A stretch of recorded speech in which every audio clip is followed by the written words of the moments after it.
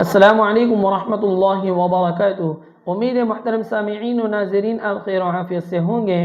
الحمدللہ رمضان المبارک کا مبارک مہینہ عافیت کے ساتھ گزر چکا ہے، رخصت ہو چکا ہے۔ اللہ تعالی ہم سب کی عبادتوں کو، رمضان کے روزوں کو، تراویح کو، ذکر و اذکار کو، تسبیحات کو، تلاوتوں کو اور تمام عبادتوں کو اللہ تعالی شرف قبولیت سے نوازے اور آئندہ رمضان عافیت کے ساتھ ہم تمام کو نصیب فرماوے، آمین۔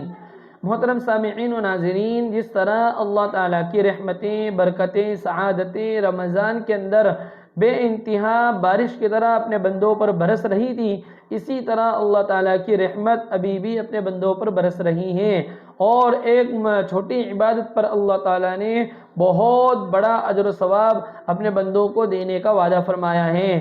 چنانچہ مسلم شریف کی روایت ہے، حضرت ابو ایوب انصاری رضی اللہ تعالیٰ عنہ ارشاد فرماتے ہیں، پیارے آقا صلی اللہ علیہ وسلم نے ارشاد فرمایا، من صام رمضان ثم اتبعه ستا من شوال فکان کصیام الدہر۔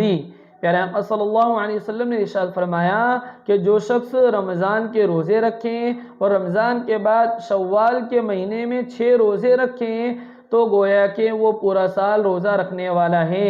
اللہ تعالیٰ اس کو پورا سال روزہ رکھنے والے کی طرح ثواب عطا فرماتے ہیں۔ شوال کے 6 روزوں کی فضیلت احادیث کے اندر بڑی وارد ہوئی ہے، لہذا ان 6 روزوں کا ہمیں اہتمام کرنا چاہیے۔ لیکن ان 6 روزوں کے متعلق 2-3 باتیں آپ سامعین سے ہمیں عرض کرنا ہے۔ سب سے پہلی چیز یہ کہ ان 6 روزوں کا حکم کیا ہے؟ کیا یہ فرض ہیں، واجب ہیں، سنت ہیں، مستحب ہیں، نفل ہیں؟ تو اس سلسلے میں حکم یہ ہے کہ یہ شوال کے 6 روزے مستحب ہیں۔ اگر آپ رکھیں گے تو ثواب کے مستحق ہوں گے، اگر نہیں رکھیں گے تو آپ کوئی مواخذہ آپ کا نہیں ہونے والا ہے، آپ کی کوئی پکڑ نہیں ہونے والی ہے، آپ کو کوئی گناہ ملنے والا نہیں ہے۔ یہ مستحب ہے، نفل ہے۔ نمبر 2، یہ روزے کب رکھنا ہے؟ تو اس سلسلے میں شرعی مسئلہ یہ ہے کہ 1 شوال کا دن یعنی عید کا دن چھوڑ کے باقی شوال کے 29 اور 28 دنوں کے اندر آپ جب چاہیں ان روزوں کو رکھ سکتے ہیں۔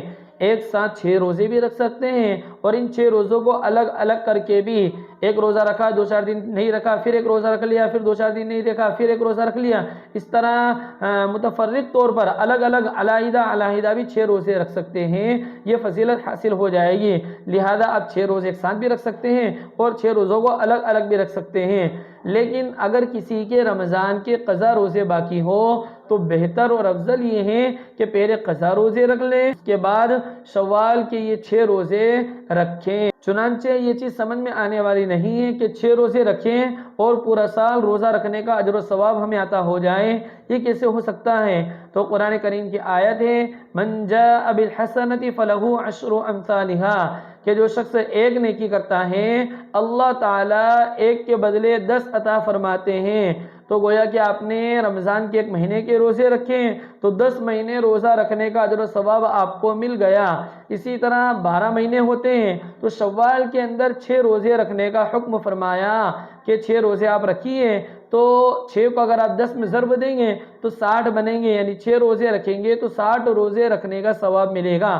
اور 60 دن کے روزے گویا کہ 2 مہینے، تو 10 مہینے رمضان کے اور 2 مہینے یہ کل ملا کے 12 مہینے ہو گئے۔